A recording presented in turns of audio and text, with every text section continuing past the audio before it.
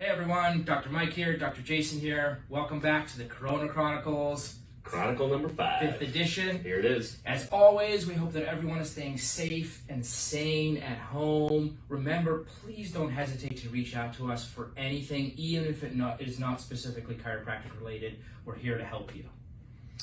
So, today we have a very special new Chronicles number 5. Backed by some serious popular demand, hundreds of thousands of people brought in their requests for a video. I mean, I think we broke the internet. It's been very slow since we started this. We might be slow, but the internet's slower. Also, the 5,000 people of Lil Sebastian also piped in from this last week.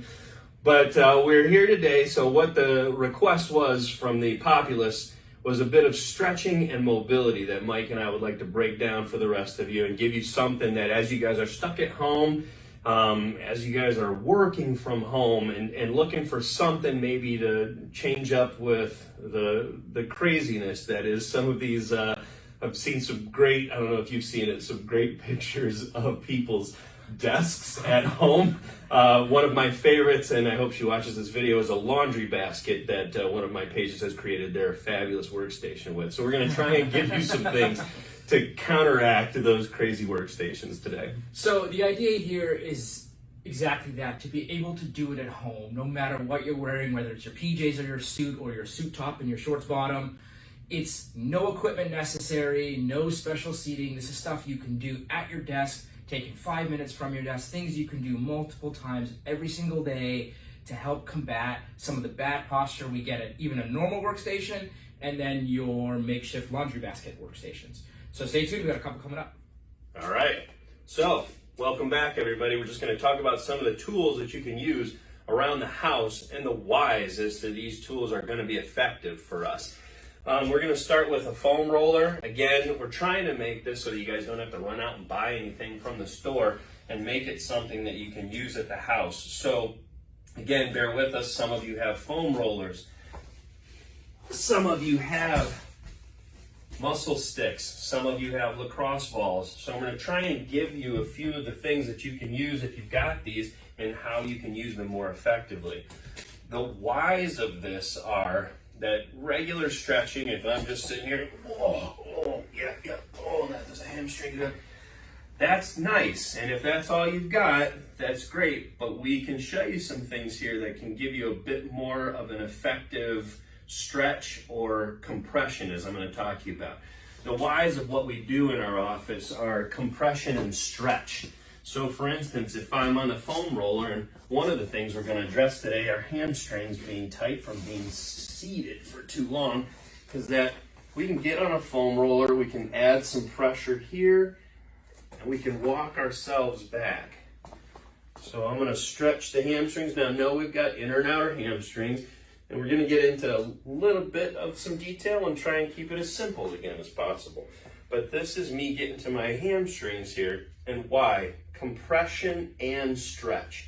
So as I'm doing this, you can kind of see that not only am I rolling the hamstring, but I'm also able to elongate the knee and bend the knee. So I'm able to get the hamstring with some compression and stretch. Those two things together make this just a more effective way to get the hamstrings more stretched out and yet do it in a way that's going to help them to fire better. Another tool that we can use would be if you've got a regular rolling pin at home. Muscle sticks are great if you've got them, but again, just trying to keep it to things that you've got around the house. If you've got a rolling pin and a chair, you can get here like this on the hamstrings, and now I can pull that roller up, and again, I'm getting good compression, but I'm also allowing for stretch while I'm compressing. So a little roller at home. The last one, and again, this is going to be, I'd rather these two tools be used for hamstrings, because something like this is going to be more difficult, but still effective. Find a hard chair at home. This is going to be a little bit soft, but you can take that ball and you can actually sit on the ball on your hamstring there. And again, I can bend and stretch this knee while I create some compression with that lacrosse ball. So again, 3 different tools. Maybe you've got a baseball at home, maybe something else, but things that you can do with things around the house. All right, thanks, Jay. That was pretty good. So we thought that the best thing to do would kind of be to break this down into upper body and lower body. So we're going to talk a little bit about upper body stuff. But before we get into that, we wanted to get this idea of mobility and what that really is. Some people think that mobility and flexibility are synonymous, and they're definitely not. Flexibility is the ability for something to move through range of motion, but mobility is for that to happen correctly. And mobility includes flexibility, strength, and stability. And the best example I can give you is we're in this position a lot during our days at our computers, at our phones, driving. If I'm in this position, which is not very stable, the mobility and flexibility of my shoulder is pretty poor. But if I get into this stable position, the mobility, flexibility, and strength on my shoulder improves. So our goal is to teach you how to get here and exercise here more effectively and more efficiently. So let's talk about upper body. Probably the most common thing we see is, again, this posture. Really tight pec muscles, anterior delt, and really weak shoulder blade musculature. So to correct this at home, there's a few things that are really simple to do. One, stretching the pec and stretching the deltoid. It's as simple as doing this at your chair can be helpful. But if you want to get more aggressive, you can use that lacrosse ball Jason was talking about. Get it up against the wall, right onto your pec, bring your hand out, open up the pec, and just roll around. You're going to find some knots. It's going to be uncomfortable, but you work through it. You can control the pressure pretty well against the wall. You roll, you find a knot, 20, 30 seconds on a spot, move to the next one, do both sides. While you're there, you can certainly work the trap and the shoulder blades. That stuff always feels good. The only mistake I see people doing with the lacrosse ball is they spend too much time on one muscle. Move around. When you're done, you can also ice it. Stretch the pec, stretch the deltoid, be able to open the shoulders up. So then from an exercise standpoint, what we're thinking about doing is getting our shoulder blades back. So really simple, it's back and down. We're not looking for shoulder blades coming together like this and sticking our chest out. We want shoulder blades back and down. So the most simple exercise is while you're sitting at your chair, shoulder blades back and down, back and down. You should feel these muscle groups engage. If you feel like that's pretty good, but you want something a little bit more intense, get on any kind of floor, bed, table. You can lie on your back, put your hands by your side, and the same movement, but this time, trying to push yourself up by pushing your shoulder blades down and back into the table. And then you can even flip over, get your hands back, and kind of do a seal position where drop down and back, and gently lift yourself up off the table to help with that lower trap muscle as well. In terms of reps and sets, do some of some. 3 sets of 6, 2 sets of 10. Do what you feel comfortable with.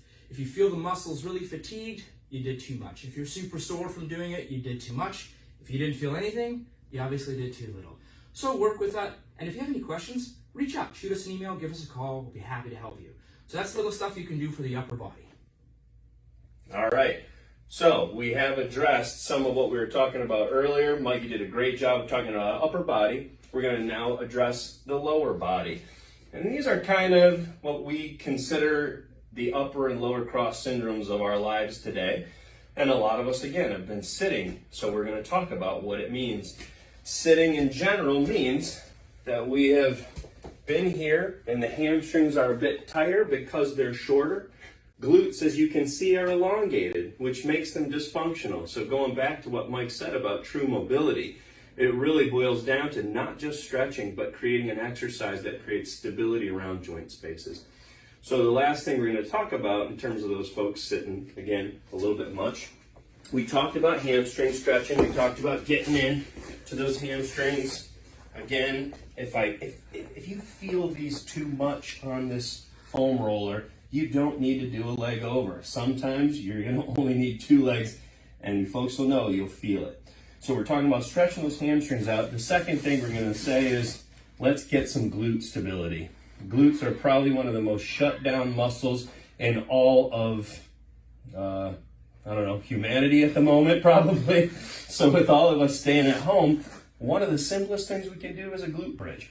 Now, I'm going to get real specific with what I want you to do, because unfortunately, glute bridges can very easily become hamstring bridges. And what we want to see is the glute max getting its workout, not the hamstring. So as we're here, and we can either put our hands up if we want to take a little bit of that workload off, or you can put your hands down if you feel like you need some assistance. But from there, I want you guys to do something that I like to talk about with my patients. Depending on who you are and our comfort level, I'll use different examples. But in this case, we're going to use the running through the airport as if you had to go to the bathroom really bad, but you don't want to go right there in your pants because that's embarrassing. So we're going to say, I'm going to squeeze my butt here really hard, and I want you to feel the glute engage. Again, this is not a hamstring exercise, this is a glute max exercise. So as I'm squeezing that butt here, I want you to feel that gripping. If you start to feel your hamstring engage in this activity, we've gone the wrong direction and it's time to go back down. So again, we're going to begin this exercise with squeezing first. A lot of people like to just jump up, but that's going to be a hamstring induced movement.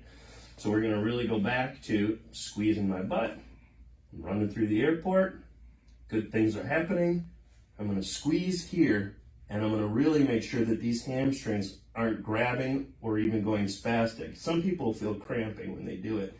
So I want you to really focus on that butt squeezing to get that glute max firing. Well, that was it. Sorry for the length, but we felt like that would be really, really helpful for you, so we hope that you found it helpful as well. If you need something a little bit more specific to what's going on with you, don't hesitate. Reach out, email, call. We can send you stuff through email. We can talk on the phone. We can even do a Zoom or FaceTime chat with you. And if you want to see more complex videos of this nature, just post them on Facebook. We'll do our best to make a video about it. Thank you again, everybody, for watching, and please stay safe, stay healthy. This is a very interesting time as we're going to be slowly introduced back into the world, hopefully, keeping our fingers crossed. And again, we're trying to do this in the safest way possible. So as Mike said, if you feel like you need anything, but you don't feel like you're comfortable yet with coming out or coming into the office, please don't hesitate to call and speak to one of us or send us an email, or again, we might even post another little questionnaire to the hundreds of thousands that have posted from this last one. So thank you all for watching, and again, please stay safe and healthy. Goodbye.